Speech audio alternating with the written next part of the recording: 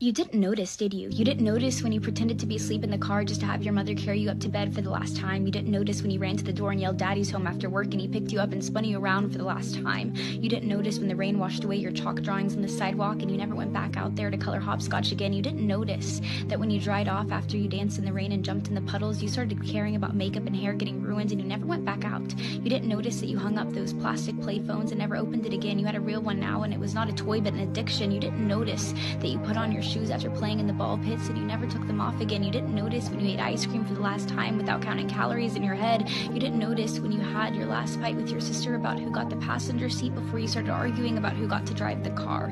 You didn't notice when you stopped believing in Santa Claus as the magic of Christmas was replaced with material wish lists. You didn't notice when you stopped believing in a monster that lived under your bed as it started to come out in the reflection of your mirror. You didn't notice when you went to field day for the last time, when you got your last participation trophy, when you kicked your brother's seat during a road trip for the last time, when you had your last play date with your Barbies, when you had your last Disney movie night with your family. You didn't notice that grandparents don't last forever. You didn't notice that your childhood cat wasn't eternal. You didn't notice your parents are growing up too. You didn't notice it, do you?